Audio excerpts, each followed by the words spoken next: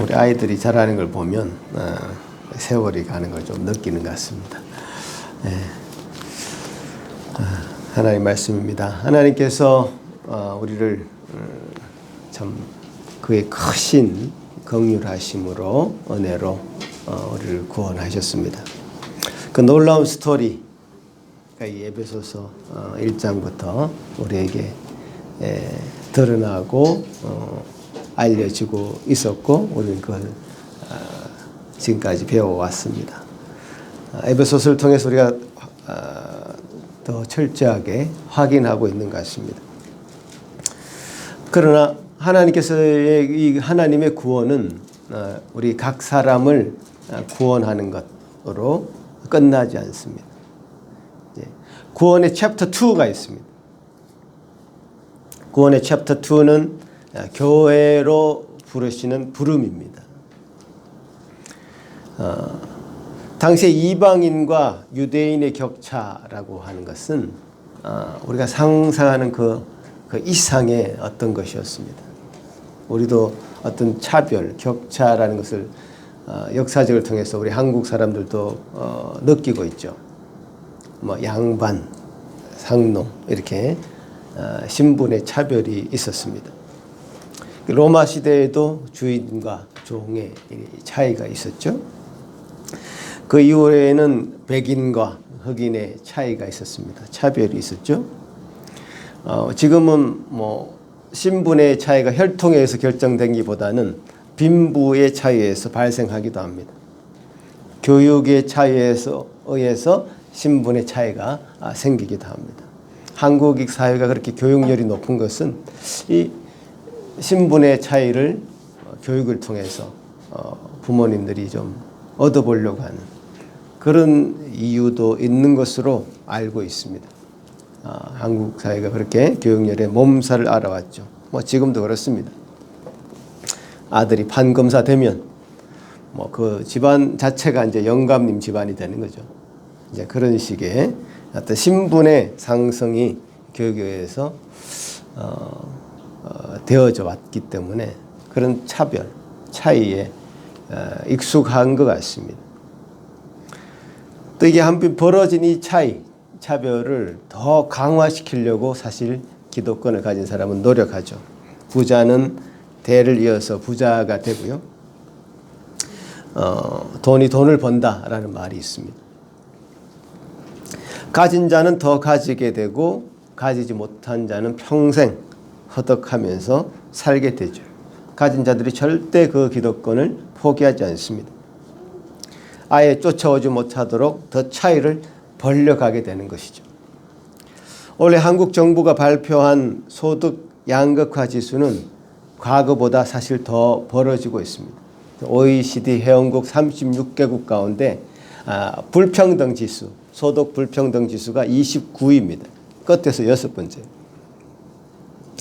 그러니까 세계적으로도 봐도 이 양극화, 어떤 차별과 차이는 점점 심해져 가고 있습니다. 어떤 조사를 살펴봐도 그렇게 되어가고 있습니다. 인류는 이렇게 적자 생존이라고 하는 여기 살아남을 사람은 살아남고 살아남을 종족은 살아남고 도태될 종족은 도태되어 버려라 라고 하는 그 인식, 그 컨셉이 인류를 지배해 왔습니다. 그래서 진화론이라고 하는 건 기본적인 그 인생 철학을 우리 인류가 가지고 있죠. 그래서 많은 사람들이 이런 현상들을 자연스럽게 받아들인단 말이죠. 뭐 적응할 사람 적응하고 도태할 사람 도태해서 가장 적절한 사람들이 이 인류에 남아있기를 바라는 것이죠. 자, 이런 어떤 차별이 자연스럽게 받아들여지는 그 현상, 우리는 지금 보고 있는데요. 이 이방인과 유대인의 이 차이라는 것, 차별이라는 것은 이런 것과는 도를 더 뛰어넘는 차별이 그들에게 있습니다. 유대인들은 이방인들을 개라고 했습니다. 개. 사실 우리도 엄밀한 측면에서 보면 이방인이거든요. 그러니까 유대인들이 보기에 우리는 개로 보이는 겁니다. 한 이방인 산모가 있었습니다. 산모가. 당장 도와주지 않으면 산모도 위험하고 그 아기도 위험할, 그래서 출산 때문에 산통을 겪고 있는 그 산모가 있었습니다. 유대인들이 그 근처에 있었습니다. 그 산모를 도와주면 안 된다는 것을 법적으로 정했습니다. 왜냐하면 개 같은 이방인이 한 사람 더 태어나는 것 결코 유익한 것이 아니기 때문에 도와주지 말라는 것이 법적으로 정해져 있습니다. 이 정도의 차별이라는 것, 여러분 아마 이 이야기를 들으면서 막 분노가 치밀 것 같은데요.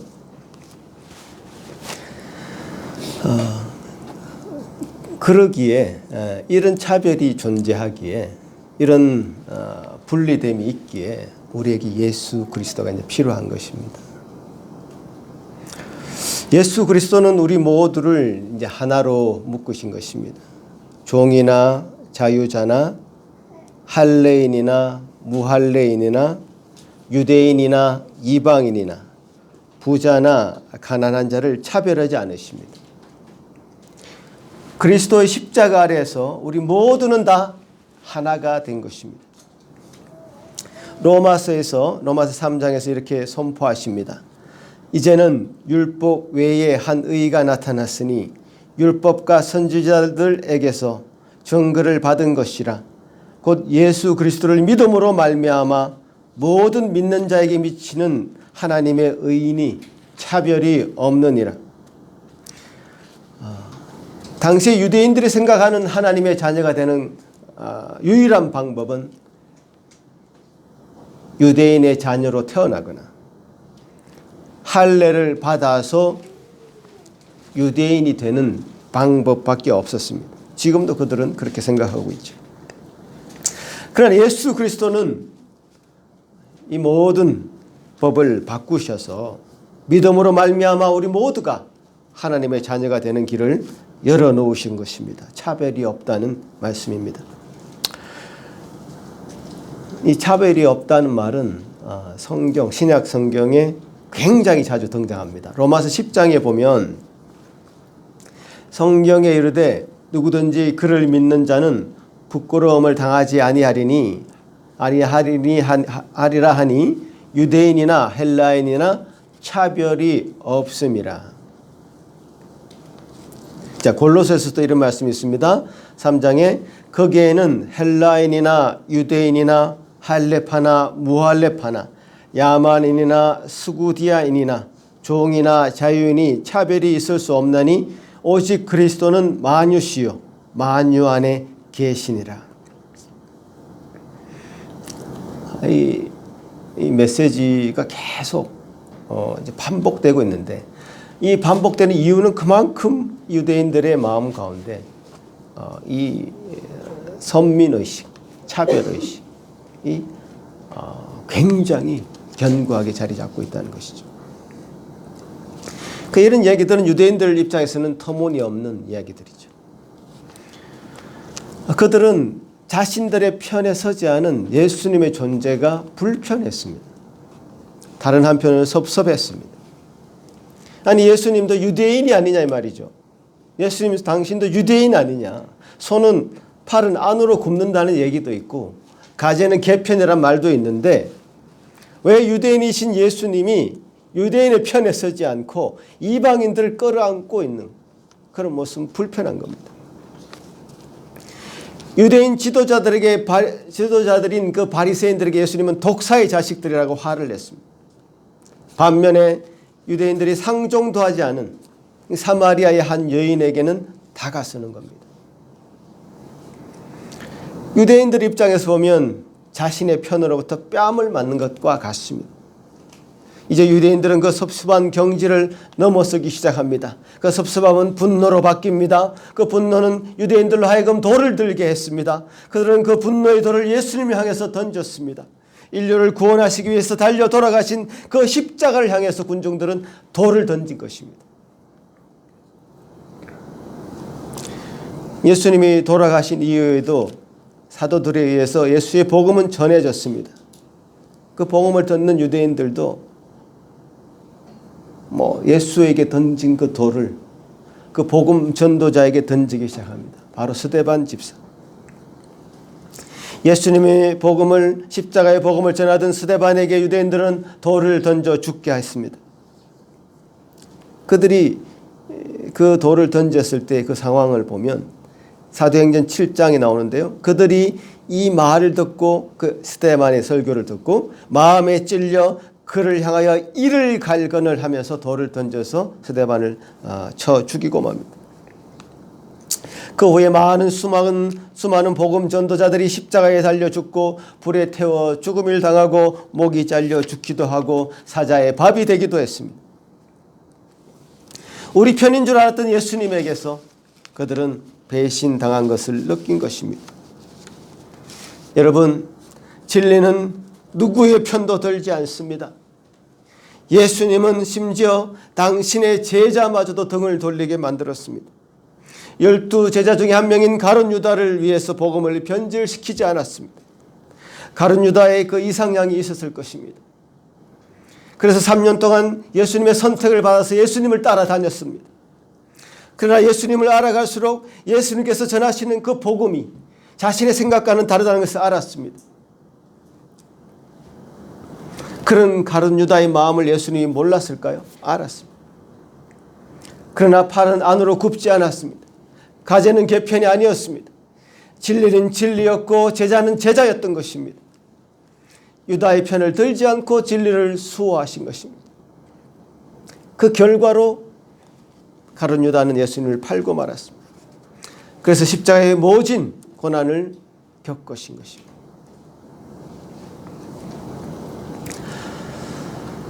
오늘 본문의 말씀을 보시면요. 그러므로 생각하라 이렇게 시작하고 있는데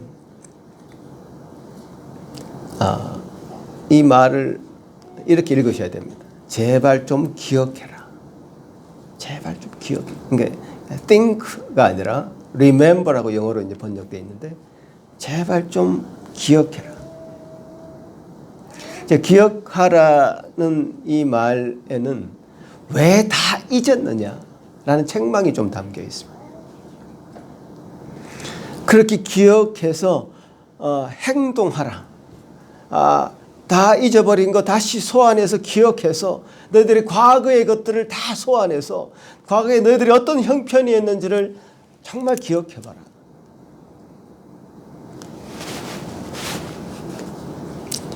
과거에 내가 어떤 사람이었는가? 과거에 여러분이 어떤 사람이었는가? 정말 형편없는 사람들 아니었느냐?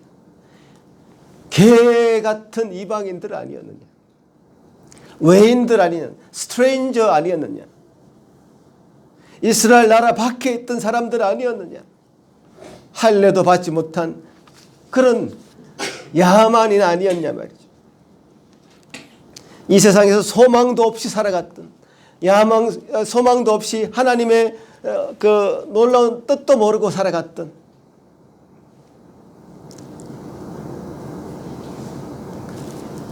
멀리 하나님과는 멀리 동떨어져 있었던 그야말로 비참한 인생들 아니었느냐.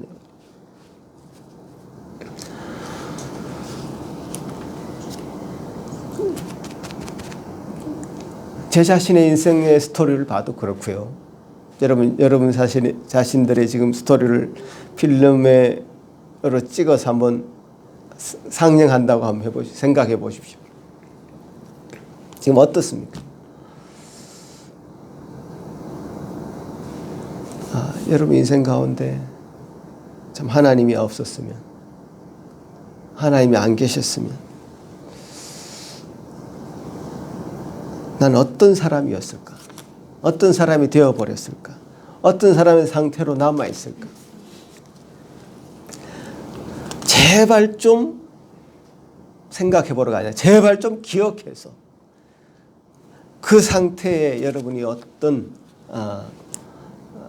은혜를 받았는지, 어떤 외면이 있었고 어떤 불편함이 있었고 어떤 상태였는지를 생각하고 어떤 상태에서 건짐을 받았는지 다시 한번 돌이킬 때 그 하나님의 큰 은혜는 더해질 것입니다.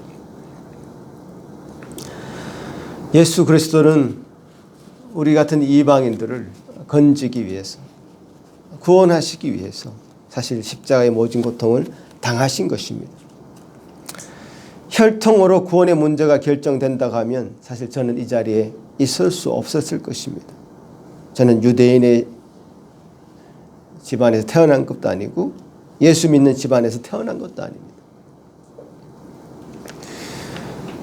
나의 구원의 문제가 혈통으로 결정되지 않은 것처럼 나의 죄의 문제도 혈통의 문제가 아니죠. 내가 오늘 이 모양 이 꼴로 있는 것이 내 탓이 아니고 조상 탓이다. 이런 생각을 하는 사람도 있어요. 특히 한국 사람들의 그 정서 가운데는 한국 사람들이 조상을 숭배하거든요. 근데 그 조상을 숭배하는 그 가운데는 조상 때문에 언덕을 입어야 된다는 생각도 있지만 어떤 나의 잘못, 나의 죄가 나의 잘못이 아니라 나의 죄가 아니라 조상 탓이다. 조상의 죄다. 이런 생각도 은연중에 있습니다. 근데 그런 생각이 교묘하게 기독교 안에도 들어와 있습니다. 그래서 제가 오늘 칼럼을 그래서 썼는데요. 가계 저주론이라고 하는 가계에 흐르는 저주를 끊어내라 이런 제목의 책이 있습니다. 저도 아주 그때 한때 유행을 해서 본 적이 있는데요.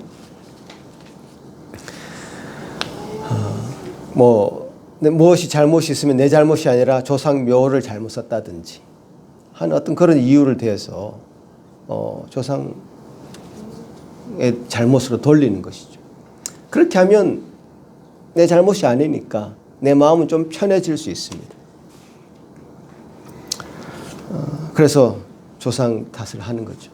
제가 썼던 이 칼럼의 내용을 여러분 읽어보시면 좀 아시겠지만 아주 교묘하게 교회 안에 들어와서요. 저는 최근에도 이런 것들이 가르쳐지고 있는지 참 의아했는데요. 가르쳐지고 있고 그것 때문에 심각한 피해가 있더라고요. 그 스토리를 잠깐 얘기하자면 세 자매가 있었습니다. 세 자매가 다 성년이 된 자매죠. 그 세 자매가 20년 동안 아버지로부터 반복적으로 성폭행을 당해왔다는 것을 밝혀낸 겁니다. 드러낸 겁니다. 너무 깜짝 놀라요. 충격적이었습니다. 그 아버지는 심지어 아주 지역에서 명망이 있는 그런 사람이었습니다. 친절하고 자상하고 주위 이웃들이 다 칭찬하는 그런 사람이었습니다. 제가 그 탐사 보도를 이렇게 보면서 참 그럴 수 있지 인간이 그렇게 이중성을 가질 수 있지 그렇게 생각을 했습니다. 그러나 그 뒤에 이어나오는 얘기는 더 충격적이었습니다. 그 세 자매의 고백한 내용들은 거짓 고백인 것처럼 보이는 겁니다. 그들의 배후에는 어떤 교회에 상담을 한다고 하는 권사가 자리 잡고 있었습니다. 그 사람에게 그 자매들이 가지고 있는 어떤 성적인 문제를 상담해 주면서 아마 너 과거에 무슨 일이 있었을 거야. 그 찾아내봐. 지속적으로 과거의 걸 덜추기 시작한 겁니다. 사실 없는데 있는 것처럼 암시를 계속 주는 거였습니다. 그 한 자매를 타겟으로 그렇게 하고 나서 그래 있었지 하면서 그 다음 자매들을 또 만나서 그런 암시를 또 주는 거예요. 이 세 자매가 그렇게 다 넘어가고 만 거예요. 그렇게 넘어갈 수 있는 배경에는 바로 이 가계 저주론인 것이 저주론이 배경이 된 겁니다. 가계에서 흐르는 그 저주를 끊어내야 됩니다. 그래서 그 아버지, 부모 혹은 그 이상의 어떤 잘못들을 끊어내야 된다고 이 생각이 깊게 자리 잡다 보니까 그 아버지를 성폭행범으로 몰게 된 지경까지 이런 겁니다.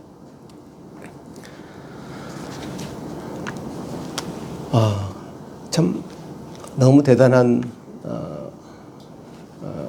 그런 영향력 아닙니까? 그 한 가정을 그렇게 무너뜨리는 건 일도 아닙니다. 결국 그 자매들은 아버지를 검찰에 고소했습니다. 한 가정이 이렇게 무너지는 건 너무 쉬운 일입니다. 왜 제가 이 문제를 얘기하냐면 혈통의 문제가 아닙니다. 나의 구원의 문제가 나의 문제이죠. 구원을 받아도 내가 받고 은혜를 받아도 여러분이 받습니다. 부모님 덕분에 받는 것이 아닙니다. 아시겠습니까? 우리 부모님이 믿는데 난 대충 묻어가면 안 될까요? 절대로 안 되죠.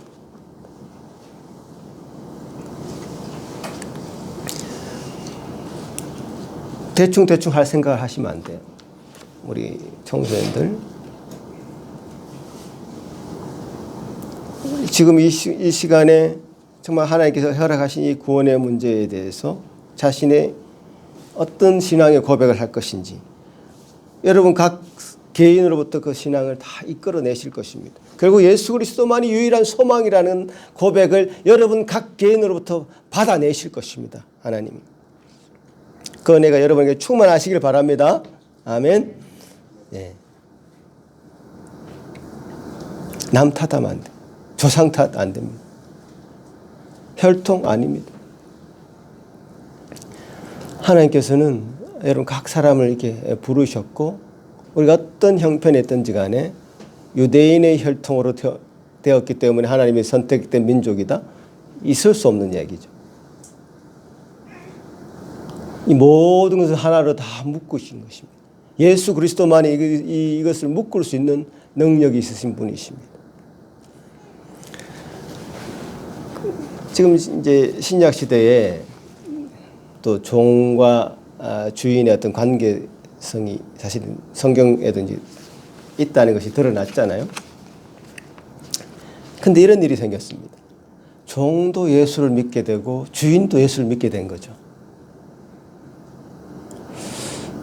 종도 예수를 믿게 되고 주인도 예수를 믿게 되는 그런 상황이 발생하는 겁니다. 이제 오네시모라는 사람과 빌레몬 사람이 있었는데 빌레몬이 주인이었고 오네시모는 그 종이었습니다. 그런데 빌레몬의 집에 살던 그 오네시모가 도망을 갈고 맙니다. 자, 그런데 이제 빌레몬도 믿는 사람이고 오네시모도 믿는 사람이 된 겁니다. 사도 바울이 이 오네시모를 빌레몬에게 돌려보내면서 빌레몬에게 이렇게 얘기합니다. 이 오네시모를 내 형제로 받으라. 이 오네시모를 내 형제로 받으라. 예수 그리스도께서만 하실 수 있는 일입니다.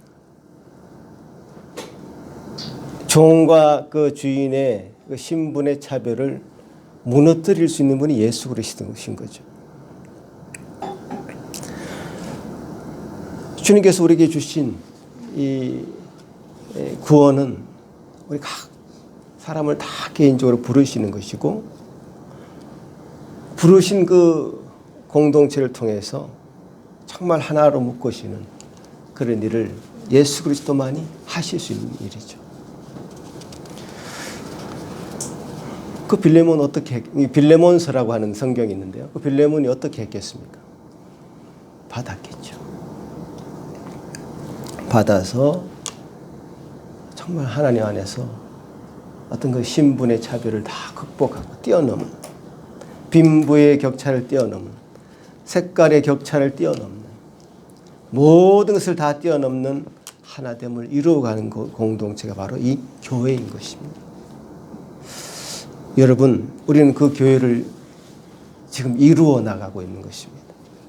그 교회를 정말 하나님이 원하시는 그 교회를 만들어가고 있는 것입니다.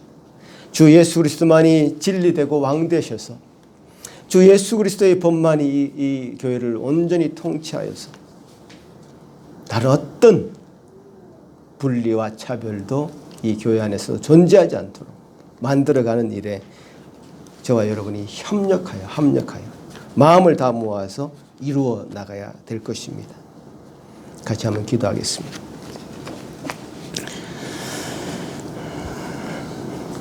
고마우신 주님 감사합니다. 아버지 하나님의 은혜로 말미암아 구원을 받았고 한 교회 공동체로 모이게 하신 것 감사합니다. 이 하나됨은 그저 좋은 사람들끼리 만나서 이루어진 그런 것이 아니라 주 예수 그리스도께서만 하실 수 있는 놀라운 은혜였고 은총이었음을 기억합니다. 주님, 이 우리에게 부여된 이 구원의 놀라운 은혜와 감격이 이 교회를 통해서 이루어지고 성취되는 것을 보게 하여 주시옵소서. 아버지 하나님 은혜가 우리 삶 가운데 그저 형식적으로 고백되어지는 것이 아니라 교회를 통해서 발현되고 실현되는 은혜를 우리가 다 볼 수 있도록 도와주시옵소서. 예수님 이름으로 기도하옵나이다. 아멘.